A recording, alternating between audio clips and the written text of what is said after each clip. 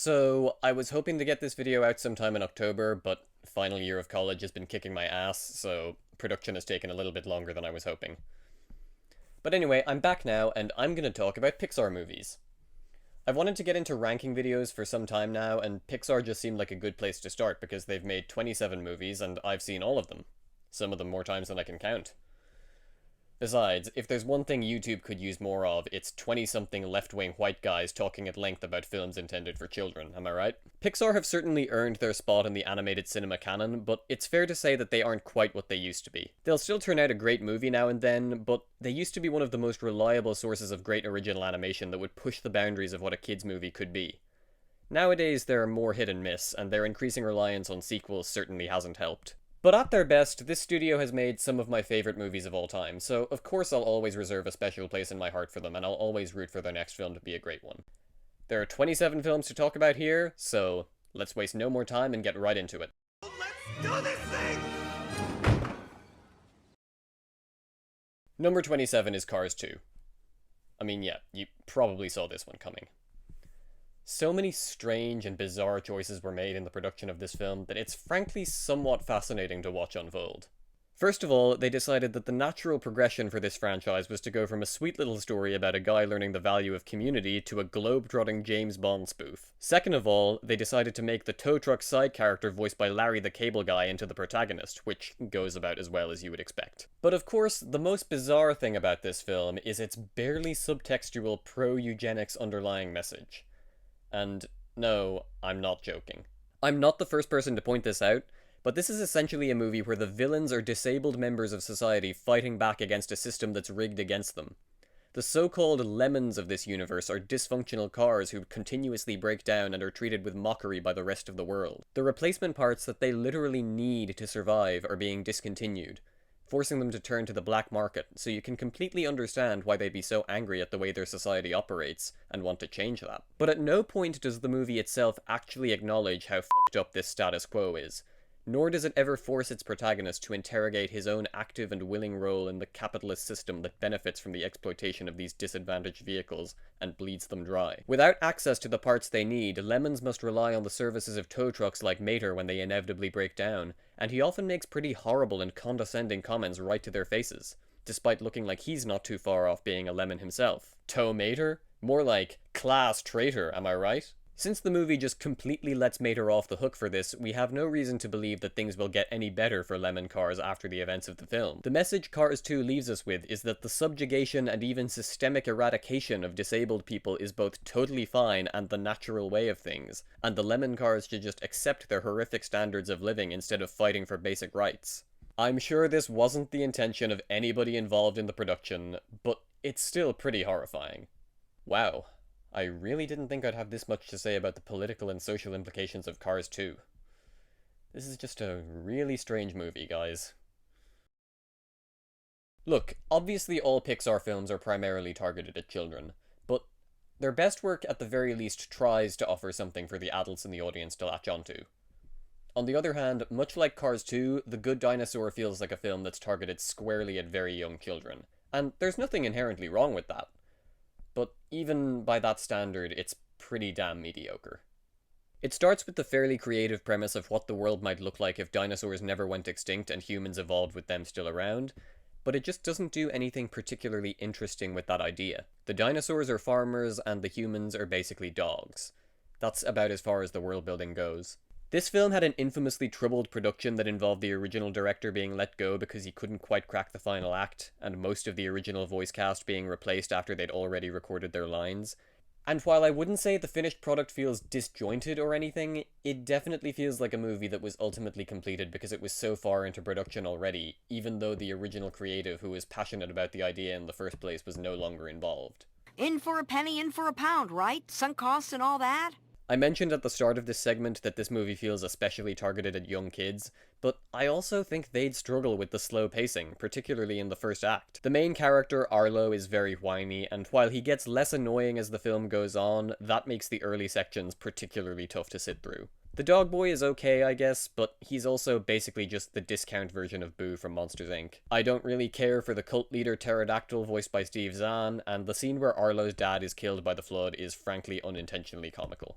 It does have some things going for it. You're going to hear some variation on this sentence a lot during the video, but the animation here is absolutely stunning, with some really gorgeous landscapes that almost look photorealistic at times. There's also one really good scene where the main characters manage to wordlessly communicate the losses they both suffered using only sticks, which briefly manages to recapture the usual magic that you expect from a Pixar film. I just wish that more of the movie had that level of trust in its audience. There's a scene near the end where Arlo thinks his dad has come back, and the film actually finds a really effective and touching way to visually reveal to us that this is just in his head. But then they have to hammer the point home by having Arlo straight up say, You're not here. I know writers who use subtext, and they're all cowards. Anyway, that's The Good Dinosaur for you. Certainly not the worst animated film ever made, but well below the standards set by Pixar. I think most people were pretty pessimistic about Lightyear from the moment it was announced, but to be honest, I wasn't necessarily one of those people. I mean, don't get me wrong, I recognized immediately that it was a film whose existence came about because Disney wanted to squeeze as much money out of Pixar's signature franchise as they could, but I honestly had hope that it could at least be a fun space action film that just happened to be tied to a pre-existing brand for marketing purposes. I wasn't expecting greatness at all, but I went in with a reasonable degree of optimism. Call me a fool, I guess. Lightyear really feels like the least interesting movie you could make out of the premise Buzz Lightyear movie. That setup promises a fun, colourful, Flash Gordon-esque sci-fi movie with a bunch of different worlds to explore and creatively designed alien life forms. Instead, it's a bafflingly self-serious movie which takes place entirely on one planet, and it's not even a visually interesting location. We're supposed to understand that this is a film that was made in the 90s within the Toy Story universe, but it never commits to that idea at all. Nothing about it feels like a 90s throwback in any way. Chris Evans is perfectly fine as Buzz, or, I'm sorry, the human that Buzz Lightyear is based on. And the little robot cat is really cute, but the rest of the side characters are completely forgettable. And what this movie does with the character of Zurg is so laughably stupid. All this character needed to be was a flamboyantly evil emperor who wants to take over the galaxy because he's the bad guy. There's no need to give him this weird, convoluted backstory where he's actually future Buzz from an alternate timeline. Remember when Disney and Pixar had memorably evil villains who were actually fun to watch? I miss those days. Anyway, once again, this isn't a disaster or anything, it's just really forgettable, and every time they recycled a line of dialogue from the actual Toy Story movies, it made me wish I was watching those instead. Cars 3 was the first Pixar movie that I didn't see in cinemas since the first Incredibles, which came out when I was 2. I watched it on Disney Plus a few years later, and honestly didn't remember much of it when I started writing this video, so I had to rewatch it just to jog my memory. So after all that, how is it? It's alright. To start things off, I do find it really funny that this movie never acknowledges the existence of its predecessor. There is literally nothing here to suggest that the entirety of Cars 2 wasn't just a daydream that Mater had one day, and I'm okay with that. Once again, our focus is on Lightning McQueen and his racing career, as he has to grapple with the fact that he's an old man whose glory days may be behind him. It's honestly a pretty sweet story about learning not to fight the passage of time, and I liked hearing Paul Newman's voice again in the flashback scenes. The early sequences make for a pretty engaging setup, and the final act where Lightning manages to find a new purpose in life by mentoring a younger racer is nice. But I was fairly bored during the middle section where he tries to train for the big race and takes part in a demolition derby just to pad out the runtime. It's a lot better than Cars 2, but it never manages to be anything more than fine. Similar to The Good Dinosaur, Brave is a movie that had a long, troubled road to the big screen. But the behind-the-scenes story here is honestly even more of a bummer because of what the film could potentially have been had everything gone more smoothly. The project was originally conceived by Brenda Chapman, best known as one of the co-directors of The Prince of Egypt, which is a film that pulls off the impressive feat of telling a dark, mature story in a way that's accessible for children. Chapman pitched the film to Pixar in the mid-2000s as a fairy tale drawing inspiration from her relationship with her daughter. The first teaser for the film seemed to hint at a darker or at least more mystical and adventure-oriented story to the one seen in the final product. Chapman was removed from the film 18 months before its release due to vague creative differences, and while she retains partial directorial credit in the final cut, the movie was essentially given an overhaul by Mark Andrews, who notably claimed in an interview that gender was essentially irrelevant to the story. Now, I'm not one to speak on Chapman's original vision, because I don't know her personally and I wasn't there during production, but given how she emphasized the mother-daughter angle in her pitch, and the fact that the conflict between Merida and Eleanor stems from their conflicting views on what a woman's role should be in society, I think this quote really highlights how the two of them had very different ideas of what the film was about, and the difference of vision comes through in the finished film. I think it's pretty telling that a lot of the best parts of the movie feel like they were conceived by Chapman. Given what we now know about certain key figures in Pixar at the time, it unfortunately seems like a story about womanhood from a distinctly female point of view was just not going to emerge unscathed. But to be clear, I'm not suggesting that Mark Andrews is the only reason that Brave turned out to be a disappointment. It does seem that the Queen turning into a bear plot point was present in Chapman's original pitch as well, and this is a pretty major element of the film that I just don't particularly care for. I also don't think the movie is particularly funny, especially the annoying triplets who are nowhere near as endearing or cute as the movie thinks they are. Like, they're straight up willing to let their mother die if Merida doesn't bribe them to help her. Little sociopaths. But yeah, ultimately I think this is a film that was conceived from a place of passion, but just got watered down into an uneven blend of disparate visions that sadly don't come together in the end. Elemental is a movie that I do honestly feel bad for ragging on, because it's clearly a very personal project for director Peter Sohn, drawing on his own experience as a child of immigrant parents.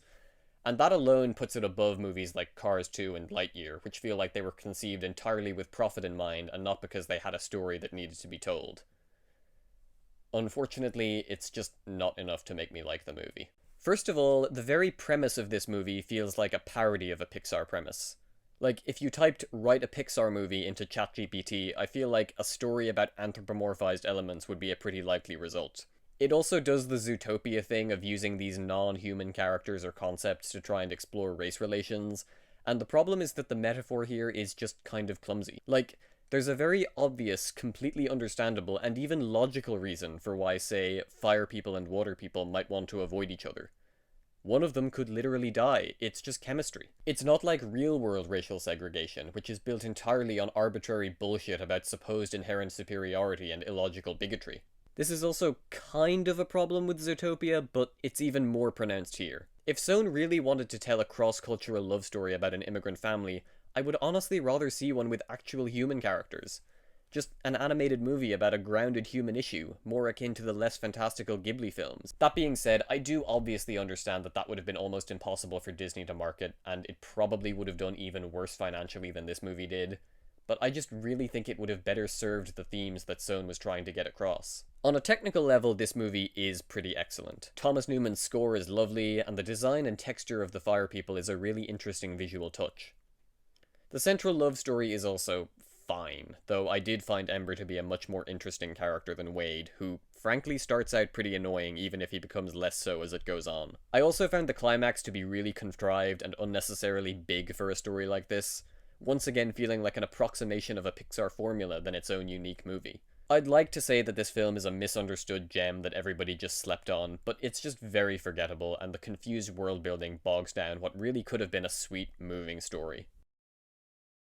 There's a review of Monsters University on Letterboxd that really makes me laugh. It's just perfect movie for 8-year-olds who are also college students. Shout out to Keith Phipps for summing this movie up so succinctly. As for my own thoughts, well, there's a really unique message here for kids about how life isn't always going to pan out the way you expect or want it to. But in terms of actual story, there isn't a lot that's particularly memorable. It's really missing a lot of the heart that Boo brought to the original film, and Mike's characterization just doesn't feel consistent with the first movie at all. I can buy that Sully would have been a goofy party animal in college before mellowing into the character we're more familiar with, but the Mike we meet in this movie is just not the kind of person who would ever say, Using mainly spoons, we dig a tunnel under the city and release it into the wild. Honestly, this inconsistency bothers me much more than the contradiction of the 4th grade line from the first movie. It's also a very formulaic movie. It takes one of Pixar's most interesting worlds and puts it into a fairly boilerplate Revenge of the Nerds template where you can tell where pretty much every scene is going, and the biggest emotional beats are clearly telegraphed in advance. It's a fun enough film with some likable characters and good jokes, but it doesn't really make a convincing argument that Monsters, Inc. needed a prequel. Much like Monsters University, Finding Dory is a follow-up to a Pixar classic that honestly didn't need a sequel but got one anyway because Disney likes money. And also like Monsters University, that's not to say that it's a bad movie, it's just fine. I will say that shifting the focus towards Dory was a smart move, because she's a really lovable character who already has much more emotional depth to her than you'd normally expect from a comic relief sidekick. unlike certain other characters. Putting aside how we may feel about Ellen DeGeneres as a person, she gives a really great vocal performance in both of these movies, and the way this film expands on her condition and how it's affected her life is really affecting. I really like the scenes with her parents, and I imagine that any kid with a disability watching this movie would really connect with it, which certainly isn't nothing. Unfortunately, while Dory is still great here, Marlin and Nemo feel like they're just here because they have to be. The movie really struggles to find anything compelling for them to do, and aside from the Ed O'Neill octopus, none of the supporting characters are as memorable as those from the first film. It all builds up to this final act where the fish are hijacking a truck, and at this point even 14-year-old me was starting to roll my eyes. The first movie had that great just keep swimming climax. This movie has fish driving a truck into the ocean. It's a cute movie, it's a perfectly fine continuation of the first film, but it just doesn't have the same staying power. Talking about Monsters University, Finding Dory, and Incredibles 2 individually has honestly been really difficult because I don't want to sound like a broken record, but my core issue with these movies is honestly the exact same. I think of them as Pixar's unofficial trilogy of perfectly adequate follow-ups that just aren't as memorable or rewatchable as their predecessors. And you could argue that this is just an issue with sequels in general, but I don't really think it's that simple. If I'm ever in the mood to rewatch a Toy Story movie, I could happily go with any of the four because they're all great movies independent of one another. On the other hand, if I'm in the mood to watch an Incredibles movie, it's gonna be the first one. I've seen some people describe this movie as feeling like a glorified direct-to-DVD sequel, and I personally wouldn't go that far, but also, I understand that point of view. The stakes do feel oddly lower than in the first film. The best way I can describe it is by recalling the scenes in the jungle from the first movie. Obviously, the action is very over-the-top and comic-booky, but there's a surprising sense that the characters are in real mortal danger a lot of the time. It's still a PG-rated kids movie, but it feels about as intense as such a movie is allowed to get. There's even a scene where the main character almost kills somebody in a fit of heartbroken rage. I wouldn't say that Incredibles 2 ever really recaptures that feeling. Everything is too clean and safe, if that makes sense. There's also the villain. Syndrome was always going to be a tough act to follow, but Evelyn is just so bland and unmemorable, and her plan is dumb as shit. The movie feels like it's building towards some kind of reveal that the Dever siblings have created the Screenslaver character altogether, and are staging his attacks so that Elastigirl can publicly defeat him, allowing them to profit off the publicity and merchandising that this generates, while she's none the wiser. I'll admit that this would have been fairly easy to see coming, but I just think it would have made much more sense than the convoluted and weird villain plot we actually get, while also being a pretty decent commentary on the commercialization of superheroes in this world where they exist. I honestly thought that's what they were going for when they introduced the idea of the personalized theme songs near the beginning. So, yes, this is a frustrating movie in the sense that you can see the potential for a better one in there. And yet, it still has a lot going for it. I still really like these characters and enjoy spending time with them. The action sequences are fun and well directed.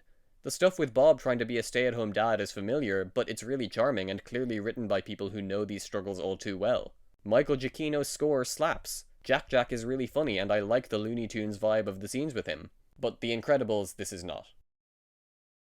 To be honest, I like Onward.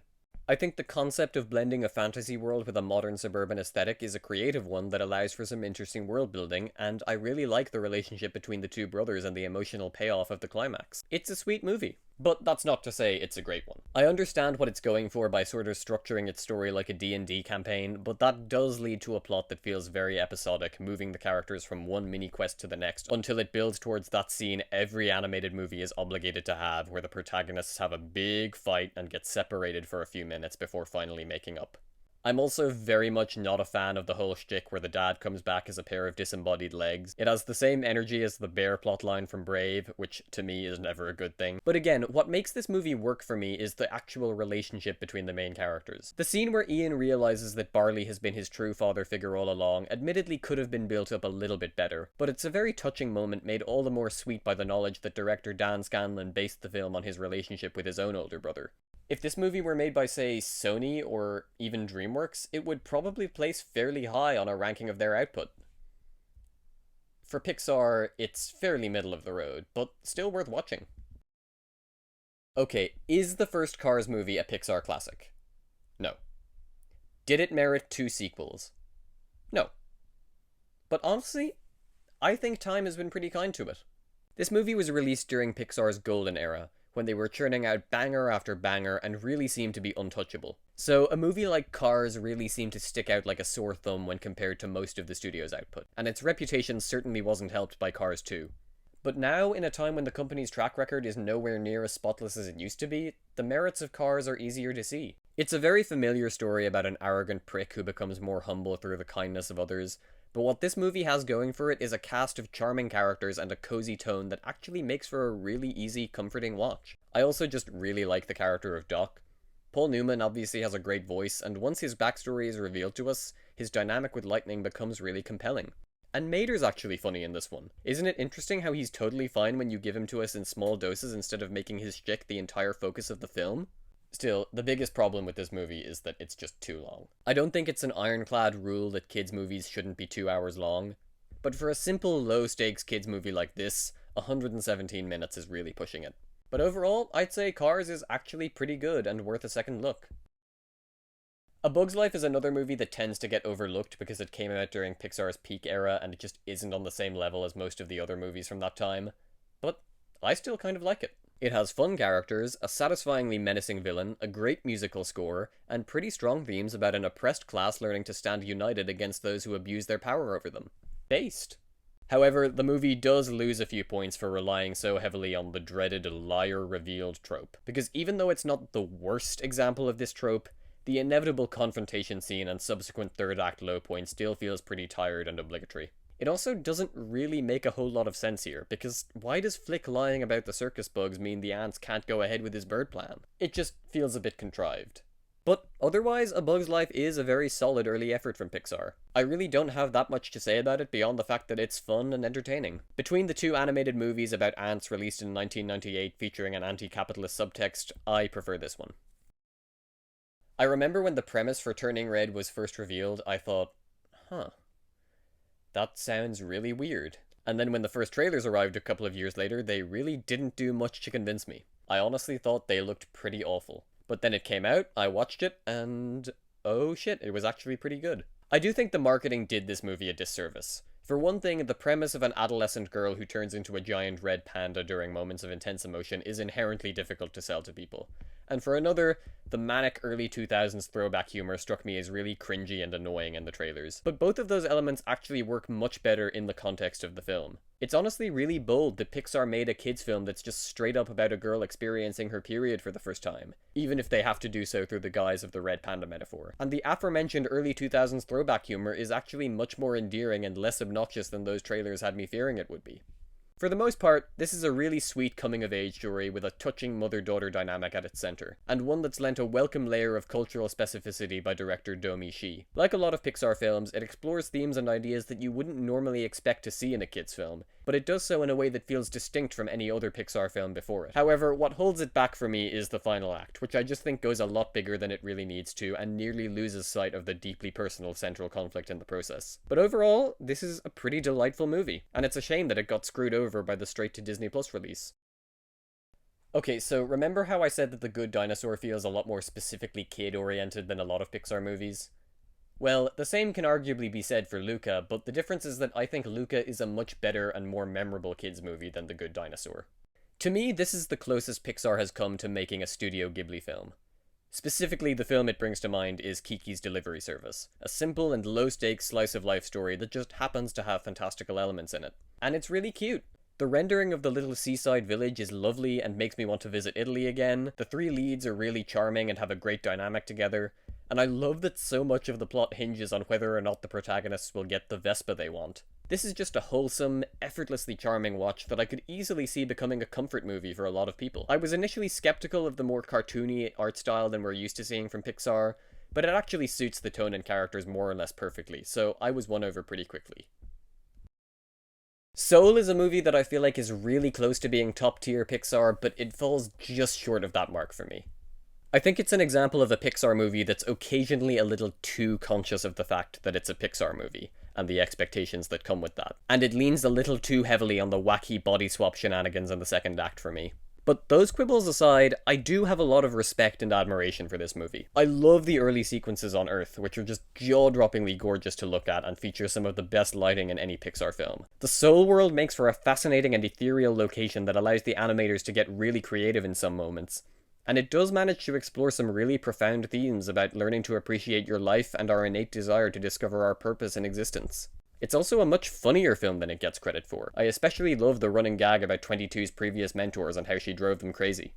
There's definitely an argument to be made that the ending is a bit of a cop-out, but honestly, it doesn't really bother me that much. Like, yes, it would have been pretty bold of the movie to really commit to Joe's sacrifice and not have him get another chance on Earth, but I personally just wouldn't be able to stop thinking about his mother and how she'd have to spend the rest of her life thinking her son died suddenly just as he was accomplishing his dream.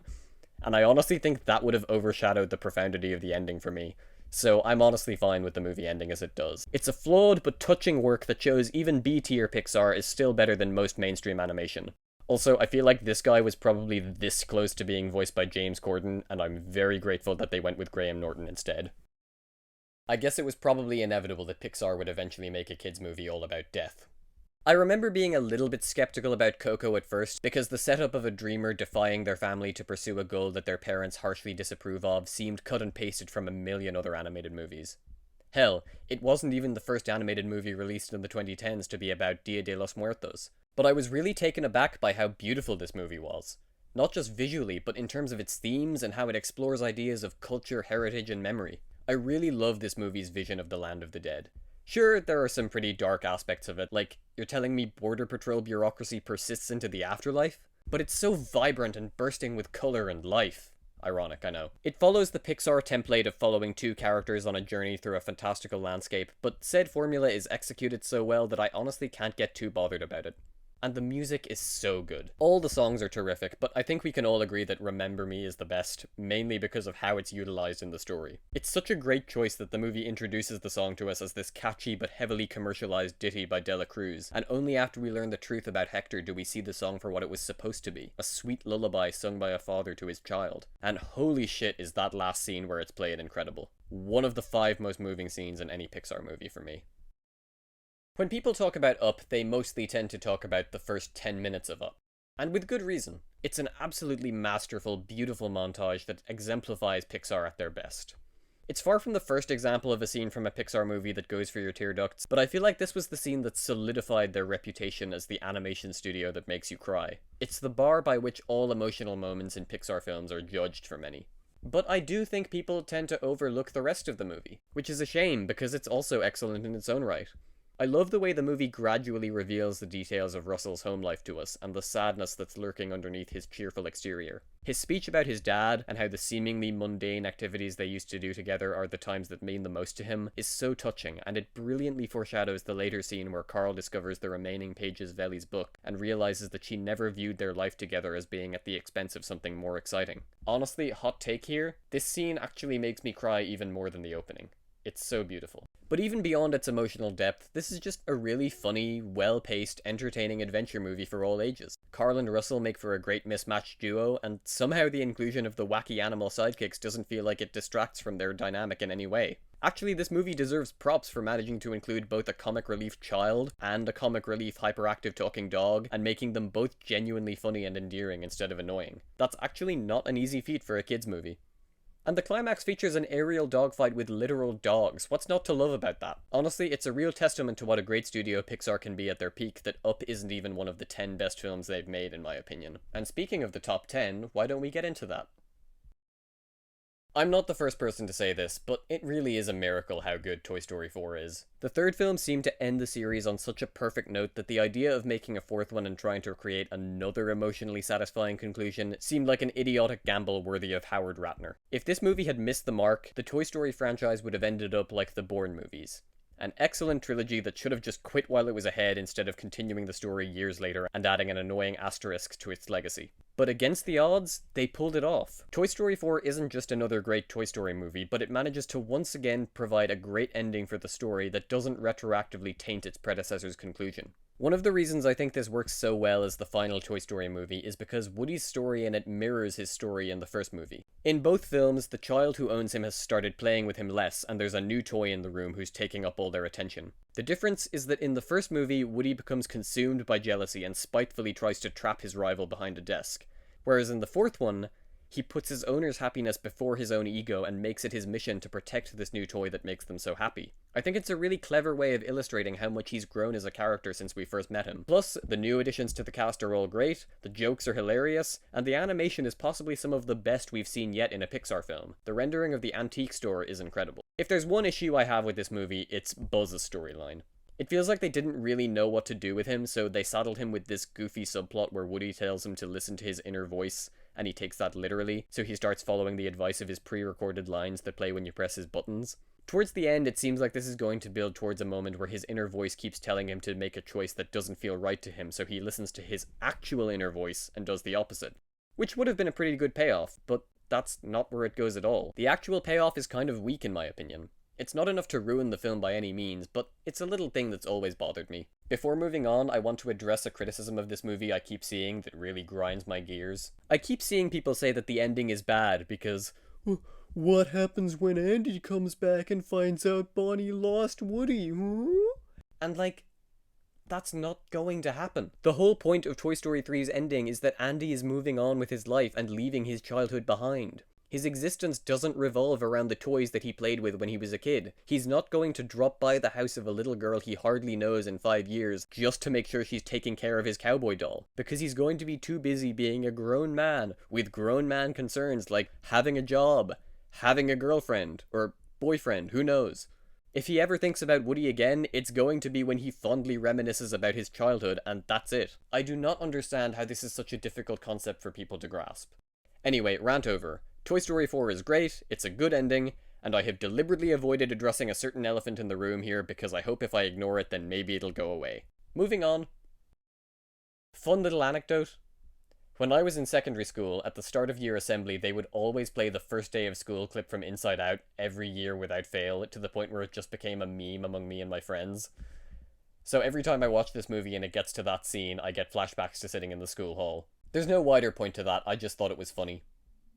Anyway, let's actually talk about Inside Out. By 2015, it was becoming clear that Pixar were no longer the unstoppable juggernaut that they used to be. Cars 2 was their first genuine critical failure, while Brave and Monsters University didn't exactly take the world by storm, despite the former winning the animated feature Oscar. A lot of people were more or less ready to declare that the company's glory days were behind them, and then along came Inside Out, which proved they were still capable of making gorgeous, funny, creative, and profound movies that appeal to children and adults on different levels. This is a movie that's just bursting at the seams with imagination, both in terms of its visuals and the unique ways in which it explores concepts relating to the human mind. I especially love the whole idea of the core memories and how they shape the people we grow into, and that little joke about how Joy thinks the boxes of facts and opinions look indistinguishable is so good. I think it might be my favorite joke in the movie, and nobody ever talks about it. Really, Joy is just a great character in general. She has a lot in common with Woody in the first Toy Story, where the film doesn't shy away from making her kind of an asshole at the beginning, but not to the point that it's actively unpleasant to spend time with her on this journey. And her arc of realizing the importance of sadness makes for one of the most mature and insightful messages I've ever seen in a kid's film. When dealing with a child who's been struggling with their mental health, even the most well-meaning adults will often assume that the problem can be fixed by telling them to just not be sad.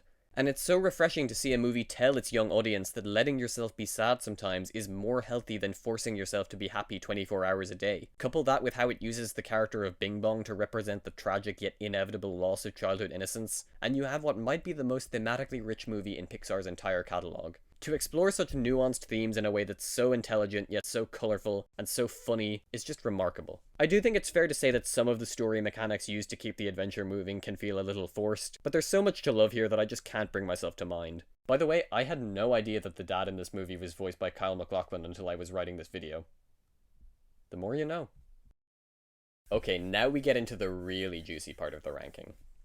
As far as I'm concerned, every movie on the list from this point on is perfect, and if you told me that any of the top 8 were your favourite Pixar film, I wouldn't be able to argue with you.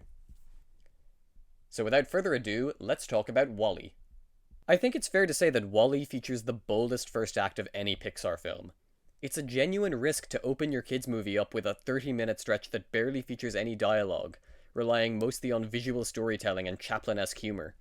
But it pays off. I was 6 when this movie came out, and this first act was entrancing even to my hyperactive child brain at the time. Those first 30 minutes are so good that you might expect the quality of the film to go down just a little bit when we switch to a new setting with more characters and dialogue, but truth be told, it really doesn't. Even as it starts to really delve into its bigger environmental themes, it never loses sight of being an adorable love story between two characters who are remarkably expressive despite having non-traditional faces and limited speech. The scene where they're dancing through space, briefly allowing themselves to forget about Eve's important mission while Thomas Newman's score swells, is just an absolutely magical moment. And when the movie does shift its focus towards the environmental message, it never feels preachy or like it's talking down to the audience. It's damning in its critique of consumerism and humanity's own complacency, but it's also a movie that's full of wonder at the things humanity can be capable of in spite of its many flaws. For a film that takes place in a dystopia overseen by a corporation that's monopolized every aspect of existence, it's remarkably hopeful. And that's just one of the reasons that I love it. Pixar's peak era was wild because they made an entire movie centered around the idea of rats in the kitchen, and not only is it not deeply uncomfortable, but it's one of the best and most inspiring movies about being an artist ever made. Out of all the Pixar movies, Ratatouille is the best example of one that I did like as a kid, but that plays even better for me as an adult, now that I can fully appreciate what it's trying to say. It's an unabashed celebration of an artist's overwhelming desire to create. A love letter to those who dare to follow through on their creative ambitions, even when the rest of the world underestimates or dismisses them because of their background. Not to mention the fact that it's a refreshing example of a movie that doesn't portray its critic character as a one-dimensional villainous vulture. A lazy trope that even some movies I really like are guilty of. It certainly seems that this is the direction the movie is going in with Ego for most of it, but it subverts the trope by allowing him actual depth and nuance as a character, particularly in his touching monologue towards the end. And the food in this movie, oh my god. One of the highest compliments you can give a movie about the culinary industry is that it makes you feel hungry when you watch it. And Ratatouille accomplishes that every time for me. I can absolutely see why a lot of people rank this as their favorite Pixar movie. Pete Docter is probably the most consistent director that Pixar has ever had, and for my money, Monsters, Inc. remains his best work. I adore this movie's creativity and world building. It's full of great character designs, brilliant visual gags, and clever set pieces like the door chase near the end. And the fact that it gets so much mileage out of this single building as a setting is just a triumph of both storytelling and production design. In terms of sheer inventiveness, this is Pixar at their absolute best. Mike, as characterized in this movie, might be the funniest Pixar character. In fact, I'll go a step further. This might be the funniest Pixar film in general. It's packed with so many hilarious running jokes, memorable side characters, and quotable lines that never get old no matter how many times I've revisited over the years. And of course, there's the relationship between Sully and Boo, which is just so sweet and lends the film a tremendous amount of heart without ever becoming schmaltzy or saccharine. I'd hesitate to call this movie underrated because I know a lot of people do love it, but people don't really talk about it as one of Pixar's masterpieces, and to me, it absolutely is. One of my favourite little details in Toy Story 3 is how much smaller Andy's room feels compared to the first two movies. In those films, it really felt like this vast space where all the toys could congregate, but here, even when seen from their point of view, the space feels much more limited because Andy's no longer a little boy with a boundless imagination. This shift in perspective is fairly subtle, but I think it's a really smart choice on the part of director Lee Unkrich. For years, Toy Story 3 was talked about primarily as a masterclass in ending a trilogy, but of course that no longer applies because Toy Story is no longer a trilogy. But the fact is, even though this movie's impact is maybe slightly lessened by the fact that it's no longer the ending to the story, it's still a perfect film. It has a great villain who's hateable and tragic in equal measure, a really fun and meticulously planned prison break section which really appeals to my fondness for the heist genre, and a truly incredible final 10 minutes. From the scene in the incinerator where you briefly start to wonder if this kids movie is actually going to end with all its main characters literally burning to death, to a beautifully bittersweet farewell from Andy to his toys as he departs for college. I'm keeping this section relatively brief because this movie does share a lot of thematic ground with Toy Story 2, and I want to save some of my thoughts for that movie's entry, but yeah. I love Toy Story 3, and Michael Keaton's Ken walked so Ryan Gosling's could run. I don't think it's too controversial a take to say that The Incredibles is the best superhero movie of all time, and it's kind of not even close. But the truth is, it goes beyond being a good superhero movie. It's just a great movie, full stop. Every time I watch this movie, I'm astounded by how well paced it is. There's a lot of plot in this movie. Like, A lot. But what's amazing is that there really isn't any section of it that drags for me, or a single scene that I could think to cut. It manages an intricate balance between being a surprisingly mature portrait of a midlife crisis and a marriage on the rocks, and being a thrilling superhero film with brilliant action sequences that could still put many modern examples of the genre to shame. In a lesser filmmaker's hands, this blending of genres and tones could have easily resulted in the film feeling messy and disjointed, but with Brad Bird at the helm, the two sides come together flawlessly. As a kid, I was obviously more riveted by the superhero stuff, but watching it as an adult, I'm consistently amazed by how well it handles the domestic drama side of things. It takes half an hour for the main plot to really kick in, and yet I really don't mind, because I'm so genuinely invested in Bob and Helen's marital problems, thanks to the brilliant characterization and perfect voice work from Craig T. Nelson and Holly Hunter. And I've got to talk about Syndrome, the best villain in any Pixar movie. He's an element of this film that I think has only gotten better with age, because of how eerily prescient he feels as a character. He's an unhealthily obsessed fanboy who becomes bitter and dedicates his life to destroying the thing he claims to love when it refuses to bend to his every whim. This could easily be taken as a commentary on the modern state of toxic and entitled fandom, yet the movie came out years before such ideas were really being observed or discussed in the mainstream with regards to superhero culture. But I also can't talk about The Incredibles without bringing up Michael Giacchino, my personal favourite film composer who is just working at the absolute peak of his powers here. He's written many great scores for Pixar, including Ratatouille, Up, and Inside Out. Hell, even his Cars 2 score goes harder than it needs to. But this is my favourite of his collaborations with them, perfectly invoking the jazzy sound of 60s Bond movies, but in a way that feels wholly distinct and unique to this film. I'll never get tired of revisiting this movie. It's the pinnacle of its genre, and also of Brad Bird's career, in my humble opinion. I love Finding Nemo.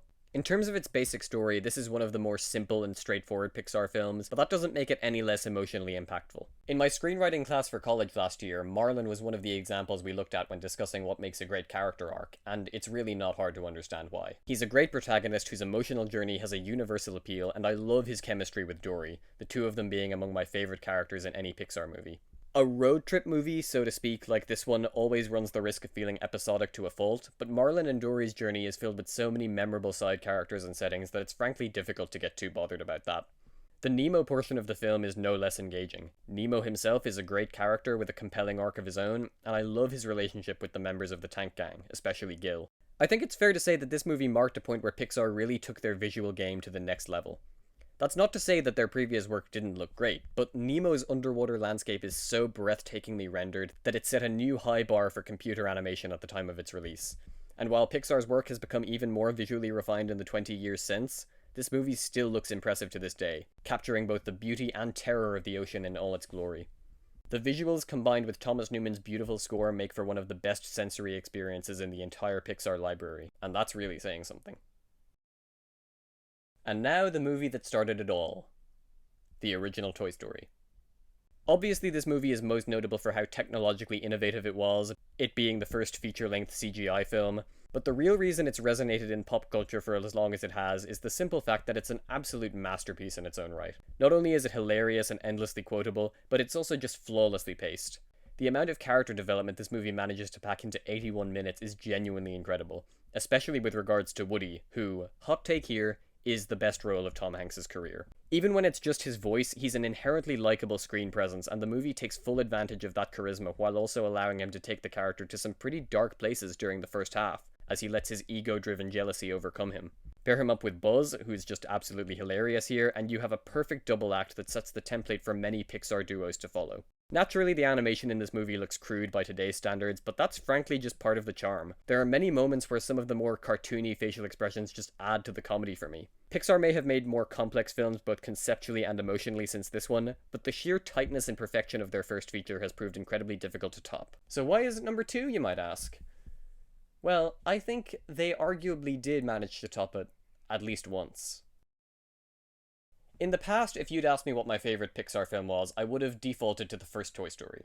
It just made sense to go with the first one because it was the one that started it all, the most original and innovative. But while writing this video, I really gave it some thought, and I realised that as perfect as that first Toy Story movie is, Toy Story 2 takes everything that already worked about its predecessor and just builds on it even further. It's at least as funny as the first movie, but with an even stronger emotional core. It gives the delightful supporting characters from the first movie even more to do, while also introducing great new additions like Jessie and Bullseye.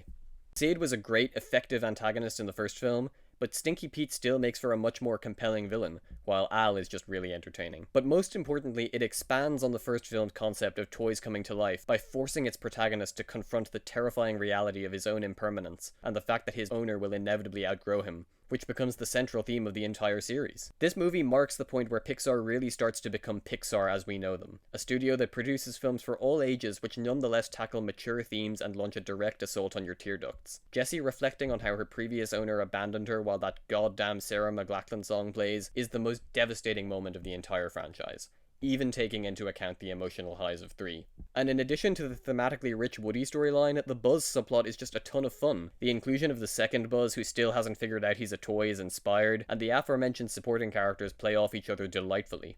And of course, the opening scene delivers much more of what I'd want from a Buzz Lightyear movie than the actual Buzz Lightyear movie that came out more than 20 years later. Not only is this movie more than worthy of standing alongside its predecessor, but it retroactively enriches it even further as well. In other words, it's quite literally everything that sequels are supposed to be. And it's also the quintessential Pixar film for me. It's the Chicken Man! So there you have it, my ranking of all 27 Pixar films to date. This was a really fun list to put together. Like I said at the beginning, I do want to get into more ranking videos at some point in the future, and I'm not really sure what the next one will be, but I really enjoy doing them. I do want to put this out there right now though, I'm not going to do every animation studio. I'm not watching The Croods 2 just so I can cover every DreamWorks movie. You can't make me. But until next time, thanks for watching.